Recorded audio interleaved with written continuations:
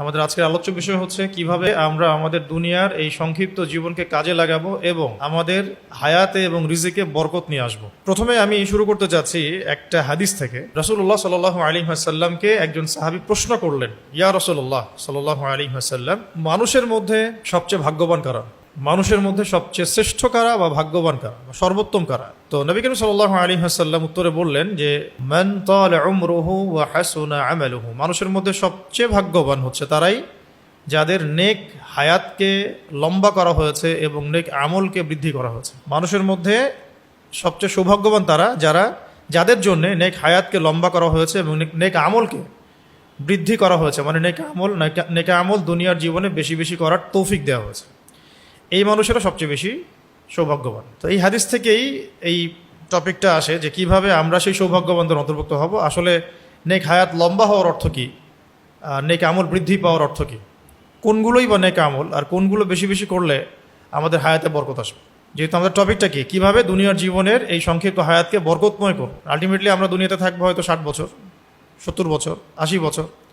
এই জামানায় আরও কম, এই জামানায় 40, 45, 50 মানুষ নাই হয়ে যাচ্ছে।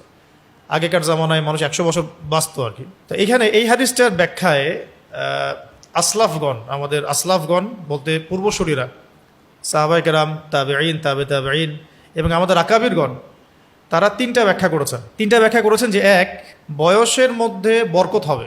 বয়স ম্যাথমেটিক্যালি বৃদ্ধি পাবে এমন নাও হতে পারে, কিন্তু বয়সের মধ্যে বরকত হবে।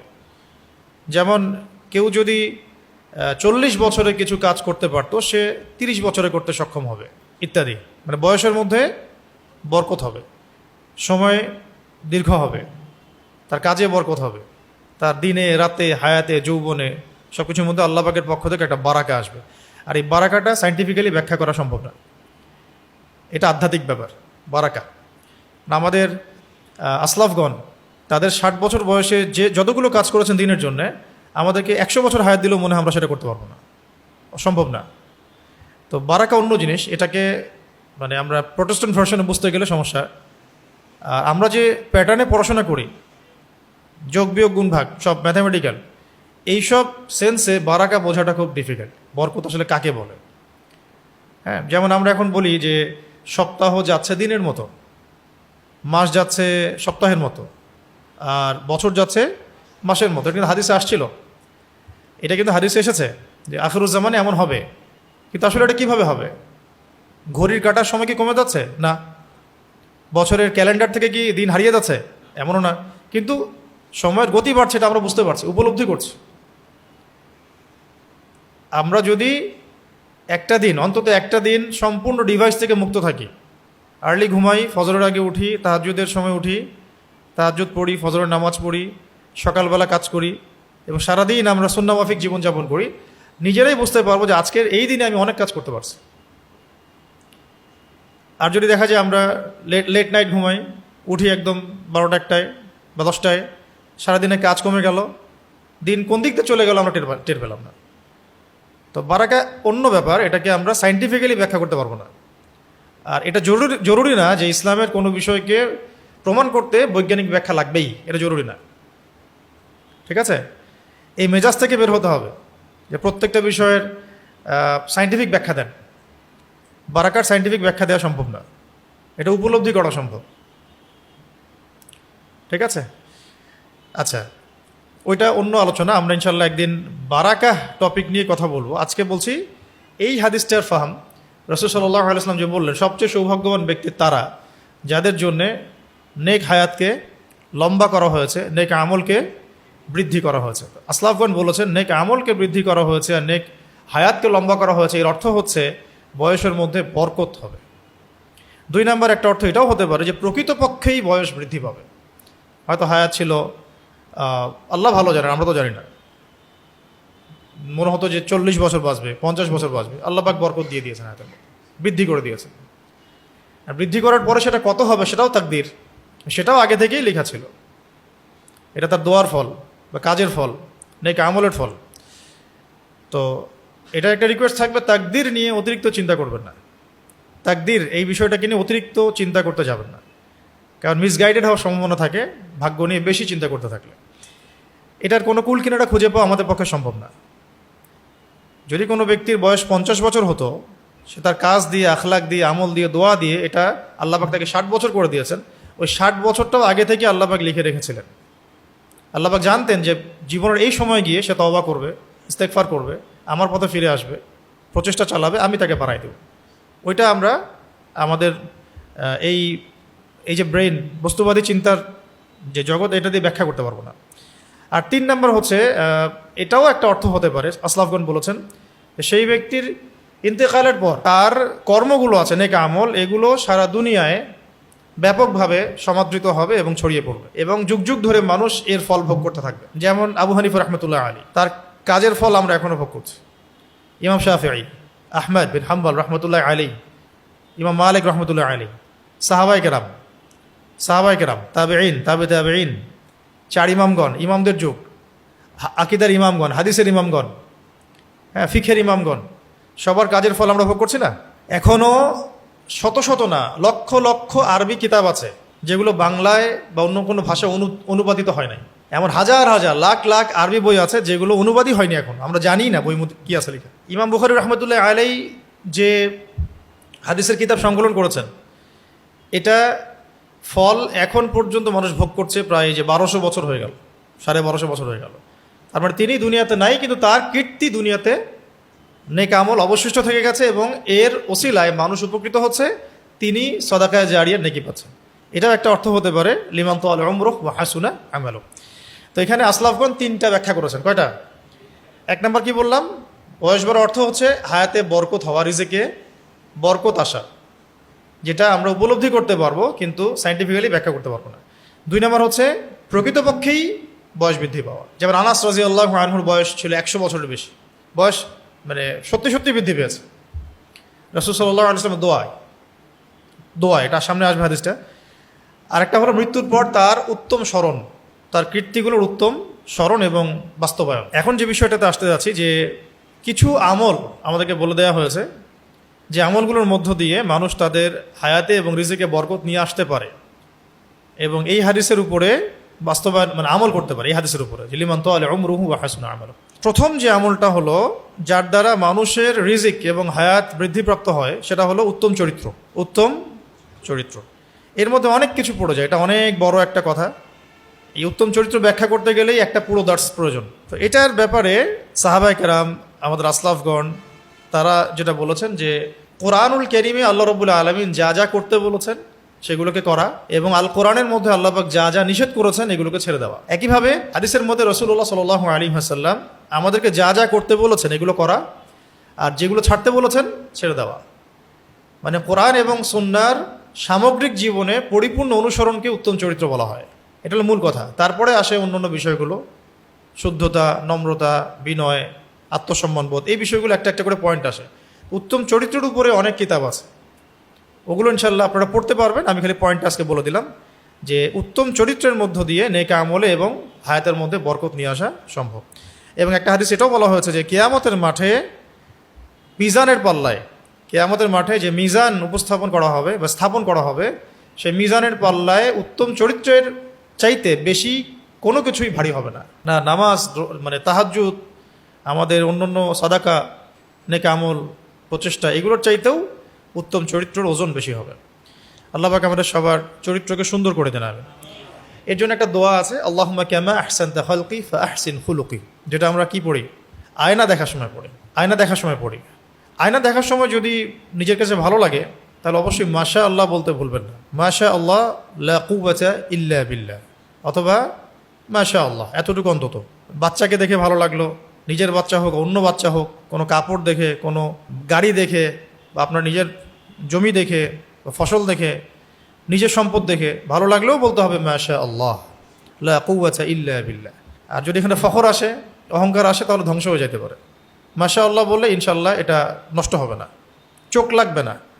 মানুষের নিজের চোখ নিজের গায়ে লাগতে পারে, নিজের চোখও নিজের গায়ে লাগতে পারে। এই জন্যে আয়না দেখলেও মাশা আল্লাহ বলা উচিত যদি ভালো লাগে। আর এটা বলা উচিত আল্লাহুম্মা কামা আহসানতা খালকি ফাআহসিন খুলুকি, আল্লাহুম্মা কামা আহসানতা খালকি ফাআহসিন খুলুকি, আল্লাহ আপনি আমার সৃষ্টিকে যেমন সুন্দর করেছেন আমার চরিত্রকেও এমন সুন্দর করে দিন। ঠিক আছে?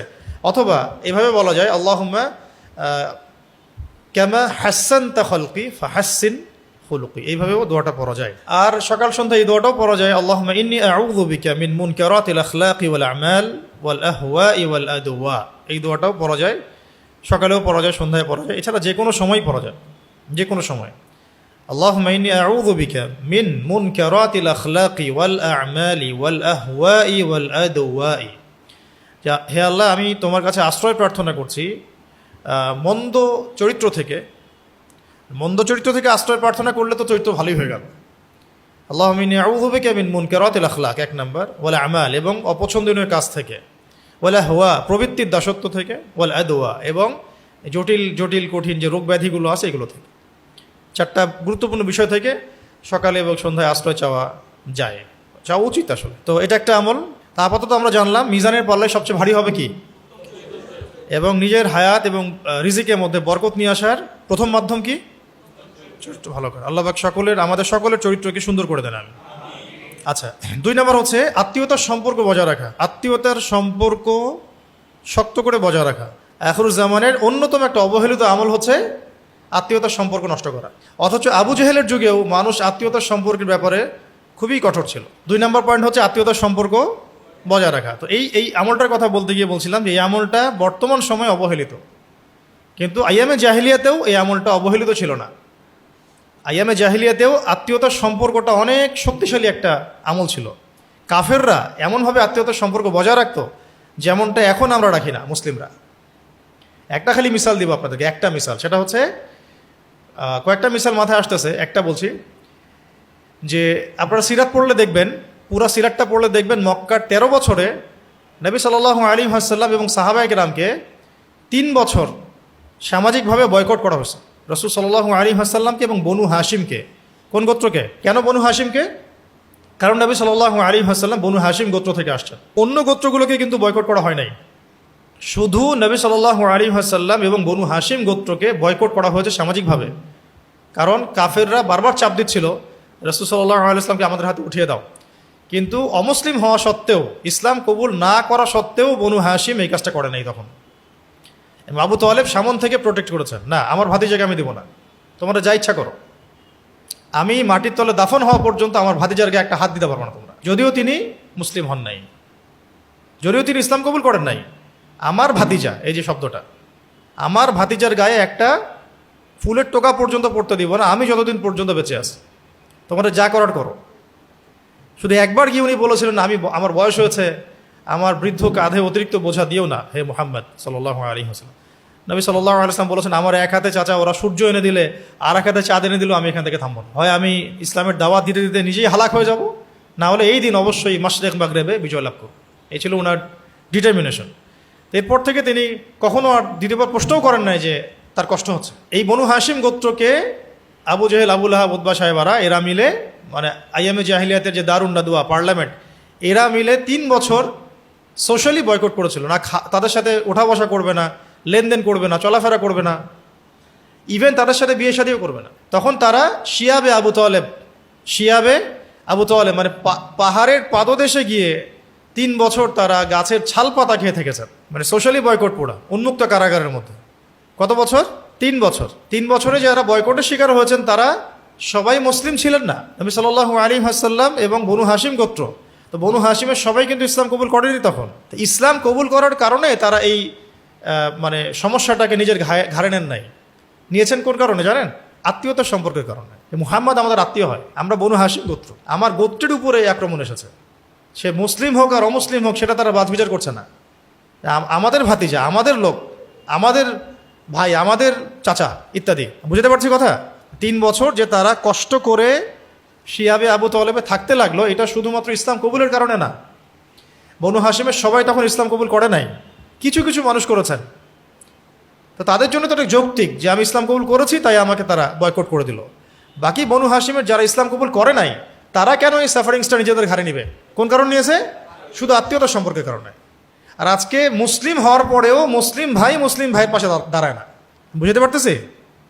আজকে মুসলিম হওয়ার পরেও একটা মুসলিম দল বা একটা মুসলিম সংগঠন আরেকটা মুসলিম সংগঠনের পাশে দাঁড়ায় না, একজন মুসলিম ভাই আরেকজন মুসলিম ভাইয়ের পাশে দাঁড়ায় না। বনু হাশিম তখন ইসলাম কবুল করেনি সবাই, কিছু মানুষ ইসলাম কবুল করেছেন, তাদের জন্য এটা তো যৌক্তিক যে আমি ইসলাম কবুল করেছি তাই আমাকে এই বার্ডেনটা নিতে হচ্ছে। বাকিরা কিন্তু ইসলাম কবুলের কারণে এই ত্যাগ স্বীকার করেন নাই। আমার গোত্রের মানুষ কষ্টে আছে তাই আমি ওখানে গেছি, আমার ভাতিজা কষ্টে আছে তাই আমি তাকে সাপোর্ট করতে গিয়েছি। তাহলে এখান থেকে কত বড় শিক্ষা আছে দেখেন। আত্মীয়তার সম্পর্ক তারা আইএমএ জাহিলিয়াতেও রক্ষা করতো, সে আত্মীয়তার সম্পর্ক আজকে আখিরুজ্জামানে মানে উঠে গেছে বললেই চলে। ইল্লা মাশাআল্লাহ, কিছু কিছু জায়গায় বাদ দিয়ে খাস করে শহর কেন্দ্রিক জীবন ব্যবস্থা আমরা যারা থাকি, আমাদের মধ্যে এই মানে আত্মীয়তার সম্পর্কে যে বন্ডিং, এটা দিন দিন কমতেছে।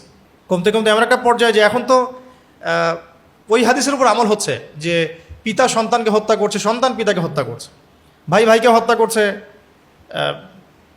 আরেক ভাইকে হত্যা করছে। এমনটা হচ্ছে না?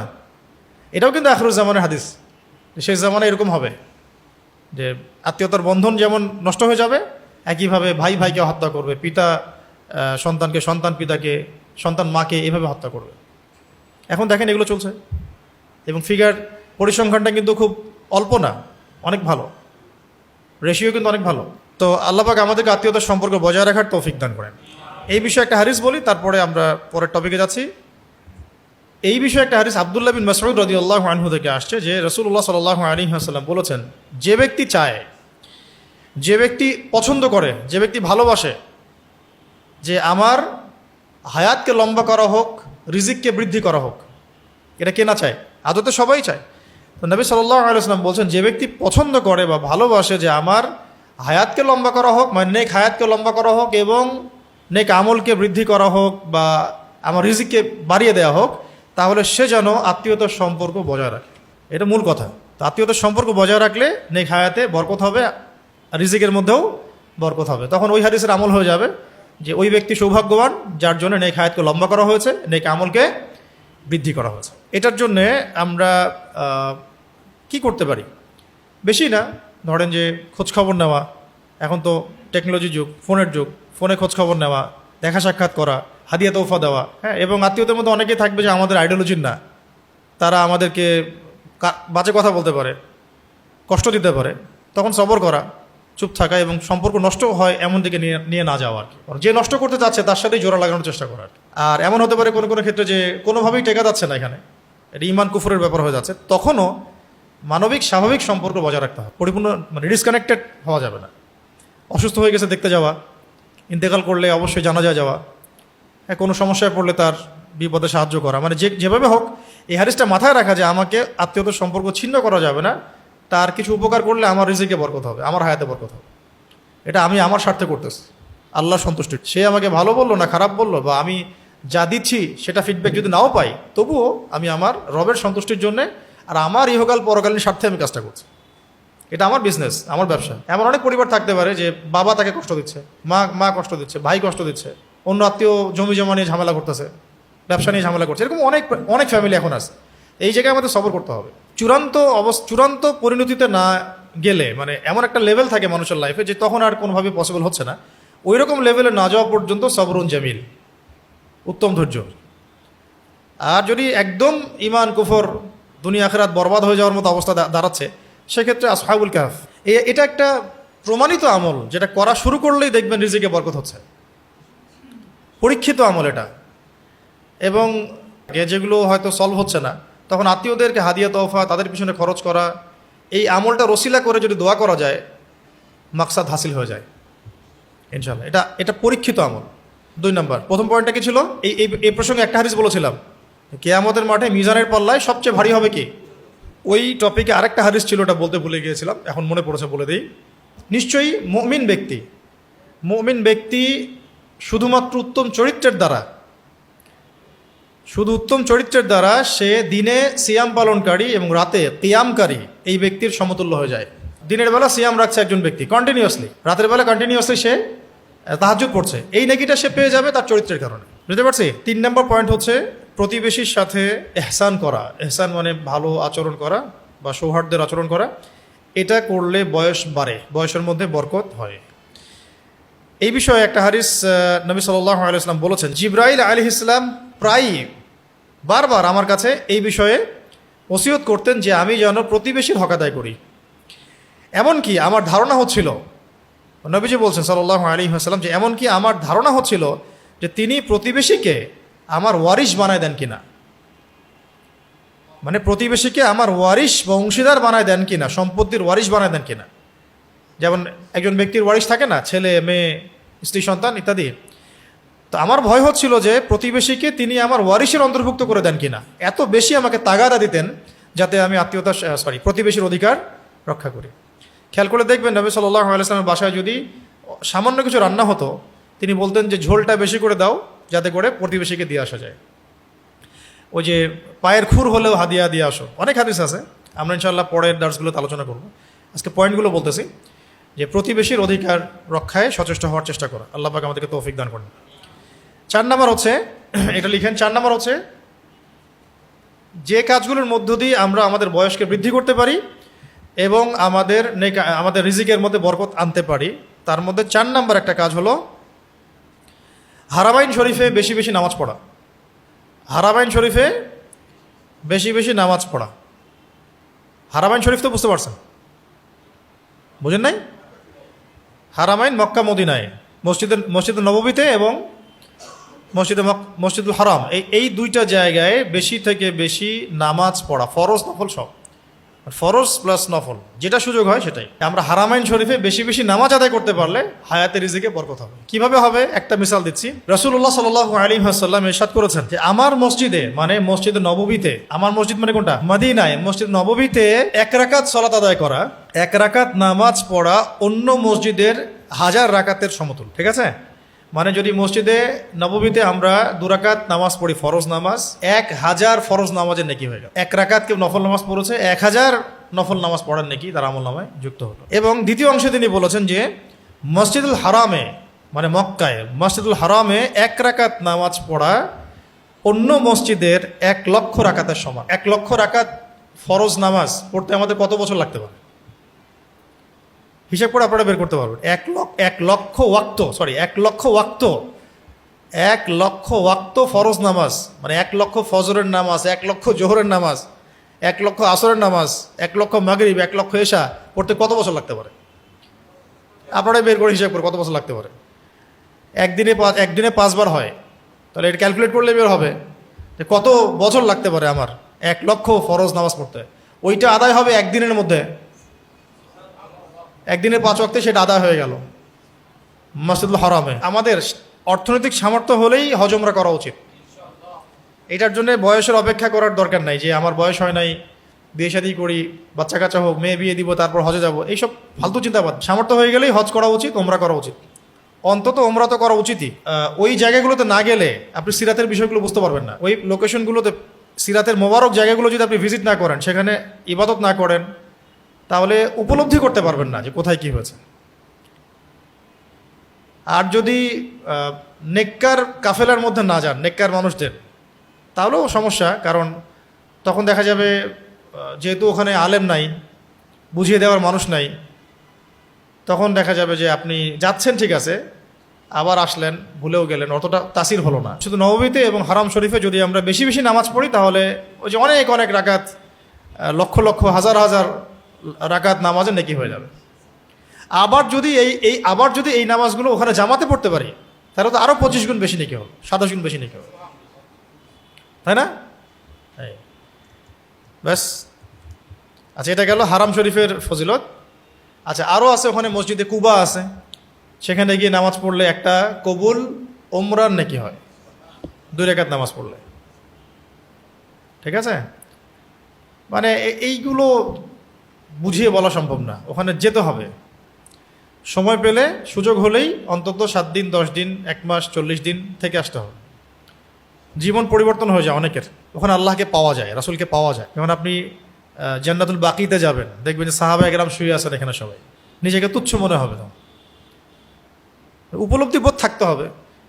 এখন তো অনেক হৃদয় আছে, উপলব্ধি বোধই নাই। রূহ আছে, উপলব্ধি করতে পারে না। উপলব্ধি করার ক্ষমতাটা একটা বড় নিয়ামত। এবং এই জন্য আমি পরামর্শ দিই, হজ করার আগে, উমরা করার আগে অবশ্যই সিরাত পড়ে যাবেন। পুরা সিরাতটাকে ভালো করে পড়ে তারপর যাবেন, তাহলে বুঝতে পারবেন এই জায়গায় এই ঘটনা ঘটেছিল, এই জায়গায় ঘটনা ঘটেছে, এই জায়গায় এটা আছে। আমাদের মদিনা বিশ্ববিদ্যালয়ের অনেক ভাই আছেন মাশাআল্লাহ, ওনারা তো সিরাতের প্রত্যেকটা জায়গার উপর ওদের রিসার্চ আছে, গবেষণা আছে। আমরা গেলে আমাদেরকে ঘুরে ঘুরে দেখায় যে এই জায়গায় ভাই এটা হয়েছে, এই জায়গায় এটা হয়েছে। তো চোখের পানি আপনি ধরে রাখতে পারবেন না এখানে, যদি সিরাত পড়া থাকে আর কি, আর দিলের মধ্যে এহসাস থাকে, এহসাস উপলব্ধি করে। আল্লাহ পাক সবাইকে তৌফিক দান করেন, আমিন। আচ্ছা, আর এটা কি বললাম, কয় নাম্বার? 4। 5 নাম্বার হচ্ছে, এটা স্বাভাবিকভাবেই 5 নাম্বার হচ্ছে জামাতের সাথে নামাজ পড়া। জামায়াতের সাথে নামাজ পড়া, এই বিষয়ে হাদিস আপনারা সবাই জানেন, আমি রিপিট করছি যে ইমামের সঙ্গে সালাত আদায় করা একাকী নামাজ পড়ার চাইতে 25 বা 27 গুণ বেশি নেকির কাজ। তার মানে আমি 25 ওয়াক্ত ফরজ নামাজ পড়তে যতটা শ্রম লাগবে, সময় লাগবে, 1 ওয়াক্ত ফরজ নামাজ জামাতে পড়লে আমার সেই নেকি হাসিল হয়ে গেল। এই জন্য জামাতের নামাজে পাবন্দি হলে আমার হায়াতে বরকত হলো, রিজিকে বরকত হয়ে গেল। এটা শেখার জন্য বা ধরে রাখার জন্যে, জামাতের নামাজের পাবন্দি ধরে রাখার জন্যে দিনী সার্কেলের সাথে থাকতে হবে, একা থাকা যাবে না, দিনী ভাইদের সাথে দিনী সার্কেলে থাকতে হবে এবং আল্লাহর রাস্তায় সময় দিতে হবে। কারণ আপনি আল্লাহর রাস্তায় সময় দিবেন, তাবলিগে যাবেন বা নেককার মানুষদের সাথে কোনো কাফেলায় যাবেন, সফরে যাবেন, তখন এটা পাবন্ধ হবে, ধরে রাখতে পারবেন। দোয়া কবুল হবেই এমন বিশ্বাস রেখেই দোয়া করতে হবে যে আমার দোয়া কবুল হবেই ইনশাআল্লাহ। এরকম মানে কনফিউশনে থাকা যাবে না যে আল্লাহ পাক কি কবুল করবেন না করবেন না। আমাদের একজন উস্তাদ বলতেন, দোয়া করার সময় এমনভাবে দোয়া করবা যেন আল্লাহ পাক আমার এই দোয়াটা কবুল করবেন ইনশাআল্লাহ, এইরকম ইয়াকিন রেখে দোয়া করবা, ঠিক আছে? মিজাবের নিচে, মিজাব যেখানে বৃষ্টির পানিটা পড়ে ওই নিচেও দোয়া কবুল হয়। আর একজন ইমাম, হিসনে হাসিন কিতাবের লেখক, হিসনে হাসিন কিতাবের লেখক, উনার কিতাবের মধ্যে একটা জায়গায় নিয়ে আসছেন যে রাসূলুল্লাহ সাল্লাল্লাহু আলাইহি ওয়াসাল্লামের রওজা মোবারক, এখানে দোয়া করলে দোয়া কবুল হয়। তো তাকে জিজ্ঞাসা করা হয়েছে দলিল কোথায়, তাকে বলা হয়েছে যে দলিল কোথায়। তো উনি অ্যান্সার দিচ্ছেন সুন্দর করে, বইয়ের মধ্যে দেখবেন লিখছেন যে যদি এখানে দোয়া কবুল না হয় তাহলে দোয়া কবুলটা হবে কোথায়? রাসূল সাল্লাল্লাহু আলাইহি ওয়াসাল্লামের কাছে গিয়ে আল্লাহর হাবিবের মানে আমি উম্মাহ, এই ওসিলা করে দোয়া কবুল না হলে আর কীভাবে হবে? দালিলিক আমল করা ভালো, আর দলিল খুঁজতে গিয়ে আবার প্রোটেস্ট্যান্ট ভার্সনে যাওয়া ঠিক না। সব কিছু ক মানে ক, খ মানে খ, এমন না বিষয়। মাঝখানে অনেক কিছু আছে যেগুলো সাহাবায়ে কেরামদের অনেকের আমল থেকে, উম্মার ইজমা থেকে এগুলো প্রমাণিত, পরীক্ষিত কিছু বিষয়। এই জন্যে কখনোই আকাবের আসলাফদের এই মানে আইডিওলজি থেকে দূরে সরে যেতে হয় না। আমরা তাদের চেয়ে বেশি বুঝি না, তারা যেহেতু করেছেন আমি করতে অসুবিধা নেই তো। হ্যাঁ, তো আল্লাহ পাক আমাদেরকে এই বিষয়গুলো মাথায় রাখার তৌফিক দান করেন। 6 নম্বর হচ্ছে, এটা অনেকে জানেন না, এটা বলে দেই। 6 নম্বর হচ্ছে নফল নামাজগুলো বাড়িতে আদায় করা। নফল নামাজগুলো বাড়িতে আদায় করা কারণ কি? হাদিসটা শুনেন। সুহাইব রুমি রাদিয়াল্লাহু আনহু থেকে বর্ণিত, রাসূলুল্লাহ সাল্লাল্লাহু আলাইহি ওয়াসাল্লাম বলেছেন, একজন মানুষের নফল সলাত, একজন মানুষের নির্জনে নফল সলাত মানুষের চোখের সামনে নামাজ আদায় করার চাইতে 25 গুণ বেশি নেকির কাজ। মানে ধরেন নফল কোনো নামাজ আপনি বাসায় পড়ছেন, চোখের আড়ালে, মানুষের চোখের আড়ালে, এই নামাজটা মানুষের চোখের সামনে পড়ার চাইতে 25 গুণ বেশি নেকির কাজ। যেমন তাহাজ্জুদ, যেমন সলাতুল হাজত, সলাতুল তাওবা, চাষ্টের নামাজ, ইশরাকের নামাজ, ইশরাক তো মসজিদেই হয়ে যায়। তারপরে আওয়াবিন, হ্যাঁ, বা তাহিয়াতুল ওযু, এরকম যত নামাজ আছে এগুলো, বা যে কোনো নফল নামাজ, এগুলো চোখের আড়ালে পড়াই উত্তম। তাহলে 25 গুণ বেশি নেকি হবে। মানে মানুষের চোখের সামনে আপনি 25 রাকাত নামাজ পড়লে যে নেকি পাবেন, চোখের আড়ালে 1 রাকাত পড়লেই সে নেকি পাবেন। 1 রাকাত তো নামাজ হয় না, 2 রাকাত। আর লোকচক্ষুর সামনেও সুন্নত নামাজ পড়া যায়, অসুবিধার কিছু, এটা বাধ্যতামূলক না, কিন্তু বাসায় পড়ে জামাত ধরা, রাসূল সাল্লাল্লাহু আলাইহি ওয়াসাল্লাম এটা করতেন। বাসায় সুন্নত নামাজ পড়ে জামাত ধরতেন। ফজরের সুন্নত পড়ে ডান কাতে একটু শুয়ে থাকতেন, বেলাল রাদিয়াল্লাহু আনহু সে ডাক দিলে উনি কি নামাজ ধরতেন। সুন্নত নামাজ বাসায় পড়াও গুরুত্বপূর্ণ সুন্নাহ, ভালো সুন্নাহ। তার মানে এটা না যে এই নামাজগুলো বাসাতেই পড়তে হয়। আমাদেরকে আবার শরীয়ত বুঝতে হবে ভালোভাবে। এক অংশ বুঝবেন, উল্টাপাল্টা বোঝা যাবে না আর কি। এটা আমাদের বাঙালি জাতির সমস্যা, কিন্তু একটা কথা বললে ওইটাকে অন্যভাবে বুঝে আর কি। যেটা বোঝা সেটা বুঝতেছে না, বা পরিপূর্ণটা বুঝতেছে না, আংশিক বুঝতেছে। সুন্নাত নামাজ চোখের আড়ালে পড়া নেকির কাজ, সুন্নাত। আর সুন্নত নামাজগুলো কিন্তু নফলের অন্তর্ভুক্তই, এগুলো নফলের অন্তর্ভুক্তই, ঠিক আছে? তো এগুলো চোখের আড়ালে পড়া বেশি নেকির কাজ। তার মানে এই না এটা চোখের আড়ালে পড়া বাধ্যতামূলক। কোনো ব্যক্তির নফল নামাজ লোকচক্ষুর সামনে পড়ার চাইতে লোকচক্ষুর আড়ালে পড়লে 25 গুণ বেশি নেকি হবে। ঠিক আছে? তো এখন দেখেন আমরা সারা বছর কত নফল নামাজ পড়ি, এইগুলো যদি কিছু কিছু নামাজ চোখের আড়ালে পড়লাম তাহলে আমার বেশি নেকি হয়ে গেল। এটা কিন্তু অনেকেই জানে না। 7 নম্বরটা জুমার দিন কেন্দ্রিক, এটা অনেক অনেক খুতবাতেই আমি বলেছি। আর এই আমলটা জুমার দিনের একটা আমল আছে, এটা করলেও আমাদের হায়াতে এবং রিজিকে সময় বরকত হবে এবং অল্প সময় বেশি নেকি হাসিল করতে পারবো। সেটা হলো যে রাসূল সাল্লাল্লাহু আলাইহি ওয়াসাল্লাম বলেছেন, জুমার দিন কেউ যদি উত্তম রূপে গোসল করে, জুমার দিন কেউ যদি উত্তম রূপে গোসল করে, সুন্দর কাপড় পরিধান করে, সামর্থ্যের সেরাটা, আতর খুশবু ব্যবহার করে, মানে পরিপাটি হয়ে বাহনে না চড়ে পায়ে হেঁটে জুমার খুতবায় যায়, জুমার নামাজে যায়, কাছাকাছি মসজিদ, পায়ে হেঁটে যাওয়ার সামর্থ্য আছে, যাচ্ছে, অনেক দূরে না যে গাড়িতে যেতে হচ্ছে, অনেক দূরে হলে সেটা আলাদা বিষয়। আপনি এখান থেকে যদি এখন বাইতুল মুকাররমে যান পায়ে হেঁটে, সেটা তো আর হইলো না, ওটা তো উল্টা বোঝা হইলো আর কি। কেউ যদি জুমার দিন উত্তম রূপে গোসল করে, ভালো কাপড় পরে, এরপর পায়ে হেঁটে মসজিদে যায়, যথাসম্ভব ইমামের সামনাসামনি বসে এবং মনোযোগের সাথে খুতবা শ্রবণ করে, মনোযোগের সাথে খুতবা শ্রবণ করে, অনর্থক কোনো কথাও বলে না, কোনো কাজও করে না, কাউকে ডিস্টার্ব করে না, এই ব্যক্তির প্রত্যেক স্টেপ মানে প্রত্যেক ধাপের বিনিময়ে 1 বছরের নফল রোজা, 1 বছরের নফল নামাজের নেকি দেওয়া। ধরেন এখান থেকে আমরা 1000 স্টেপ গিয়ে কোথাও জুমার নামাজ ধরলাম, জুমার দিনে সকাল সকাল গোসল করে ভালো কাপড় পরে সুগন্ধি লাগিয়ে বের হয়ে গেলাম। ঠিক আছে? 1000 স্টেপ হাঁটলাম, হেঁটে এই আমলগুলো করলাম, ইমামের কাছাকাছি বসলাম, মনোযোগের সাথে খুতবা শুনলাম, কাউকে ডিস্টার্ব করলাম না, কাউকে কষ্ট দেই নাই, অনর্থক কোনো কথা বলি নাই, অনর্থক কোনো কাজও করি নাই, ইমামের সাথে নামাজ আদায় করলাম। এখন এই ব্যক্তির প্রত্যেক পদক্ষেপের বিনিময়ে, একটা পদক্ষেপের বিনিময়ে 1 বছরের নফল রোজার নেকি পাবে। একটা পদক্ষেপের বিনিময়ে 1 বছরের নফল রোজা, 1 বছরের নফল নামাজ, তাহাজ্জুদ এবং রোজা, সওম, সিয়াম কিয়াম, দুইটা নেকি পাবে, সিয়াম এবং কিয়ামের নেকি পাবে। তাহলে এটা কত বড় সুযোগ, এটা তো বলার অপেক্ষা রাখে না। এতে করে তার কি হচ্ছে, হায়াতের মধ্যে বরকত হয়ে গেল। ওই আমল করতে তার 1000 বছর লাগতো, সেটা একদিনে হয়ে গেল।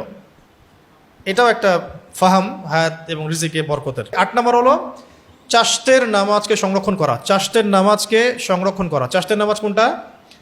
ইশরাক চাষ্ট আলাদা, ঠিক আছে, একই নামাজ বাট টাইমিংটা আলাদা। ইশরাকের নামাজ হচ্ছে আমরা ফজরের নামাজ জামাতে পড়লাম, পড়ে জিকির আজগার তাসবিহ তাহলিল করতে করতে সূর্য উঠে গেল। তো সূর্য ওঠার পরে ধরেন যে আধা ঘন্টার পরে আমরা 2 রাকাত নামাজ পড়লাম, এটা হলো ইশরাকের নামাজ। এটা পড়লেও বহু নেকি হয়, একটা কবুল হজ এবং কবুল ওমরার নেকি হয়। এটা যদি ইমামের সাথে জামাতে পড়ে, ওইখানে বসে থাকে, বসে জিকির আজগার করে, তেলাওয়াত করে, তাসবিহ তাহলিল করতে থাকে, দোয়া করতে থাকে, সূর্য উঠে গেল, 2 রাকাত নামাজ পড়লো, ব্যাস তার আমল নামে একটা কবুল ওমরার নেকি হলো, কবুল হজ কবুল ওমরার নেকি হলো, কবুল হজ কবুল ওমরার নেকি হলো। এটা হলো ইশরাক। আর একটু পরে যদি পড়ে, তার চেয়ে একটু পরে পরে, ধরেন যে 11টা পর্যন্ত টাইম থাকে হয়তো বা, না এরকমই তো। এখন তো ক্যালকুলেট করলেই দেখা যায়, অ্যাপসগুলোতে দেখা যায়, ক্যালেন্ডারে দেখা যায়, দিয়ে দেওয়া হয়েছে 10:30 পর্যন্ত না 11টা পর্যন্ত এমন টাইম থাকে। এর মধ্যে যে নামাজগুলো পড়া হয় এগুলো হলো চাষ্টের নামাজ। চাষ্ট বলা হয়, চাষ্ট হচ্ছে পার্সিয়ান শব্দ, পার্সি শব্দ, এটার আরবি হচ্ছে সলাতুদ দুহা, সলাতুদ দুহা। তো এই নামাজগুলোতে 2 রাকাত করে আপনি পড়তে পারেন। 8 রাকাত পর্যন্ত পড়ার দলিল আছে, নবী সাল্লাল্লাহু আলাইহি সাল্লাম 8 রাকাত পর্যন্ত 2 করে ইশরাকের নামাজ, চাষ্টের নামাজ পড়েছেন, মানে সলাতুদ দুহা আদায় করেছেন। তো এটার জন্য নির্দিষ্ট কোনো সূরা নাই, যে কোনো সূরা দিয়েই পড়া যায়, যে কোনো সূরা দিয়েই পড়া যায়। তবে অনেক বুজুর্গদের আমল থেকে এটা পাওয়া যায় যে তারা প্রথম রাকাতে ওয়াশ-শামসি ওয়া দুহাহা ওয়াল কমারি ইযা তালাহা ওয়ান নাহারি ইযা জাল্লাহা এই সূরাটা পড়তেন। আবার দ্বিতীয় রাকাতে গিয়ে ওয়া দুহা ওয়াল লাইলি ইযা সাজা মা ওয়াদ্দাআকা রাব্বুকা ওয়া মা ক্বালা এই সূরাটা পড়তেন। এটা নির্দিষ্ট নাই, অনেকে আমল করতেন। তারা আমল যে করতেন তাদের তো একটা তাসির ছিল না, তাদের তো একটা আধ্যাত্মিক চোখ ছিল, তারা বেনিফিটেড হয়েছেন। তো এইরকম নির্দিষ্ট কোনো সূরা নাই, আমরা যে কোনো সূরা দিয়ে পড়তে পারি। তবে অনেকে এটা আমল করতেন।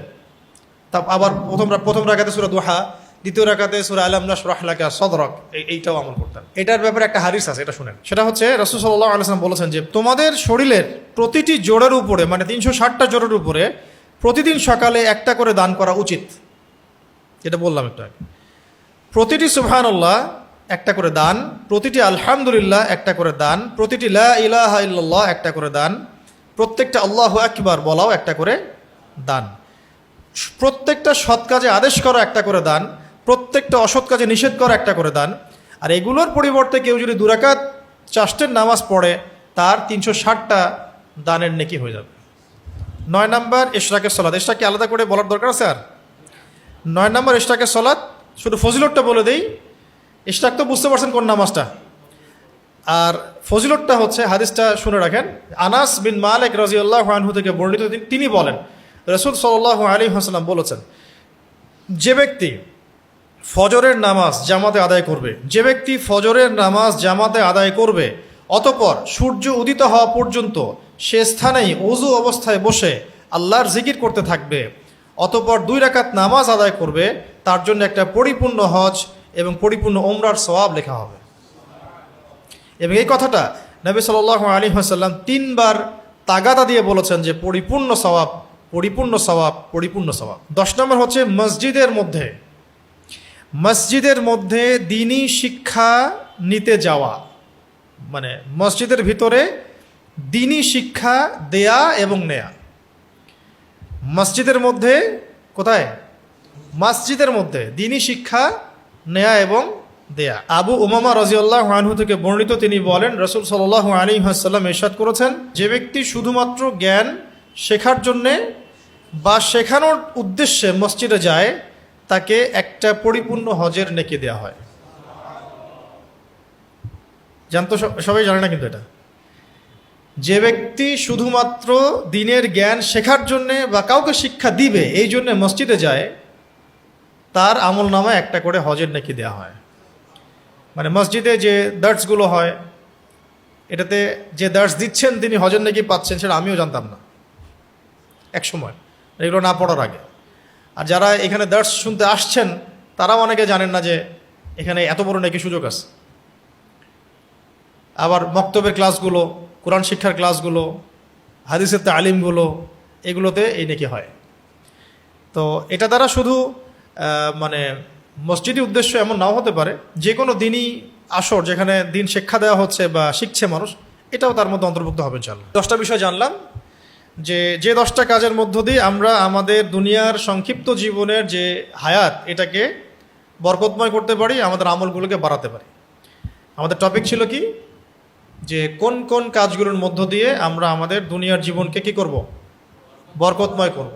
এবং ওই হাদিসের অন্তর্ভুক্ত হব যে নবী সাল্লাল্লাহু আলাইহি ওয়াসাল্লাম বলেছিলেন যে সবচেয়ে সৌভাগ্যবান ব্যক্তি তারা যাদের জন্যে লিমান তালা উমরুহু ওয়া হাসুনা আমালুহু, যাদের জন্য নেক হায়াতকে দীর্ঘ করা হয়েছে এবং নেক আমলকে বৃদ্ধি করা হয়েছে।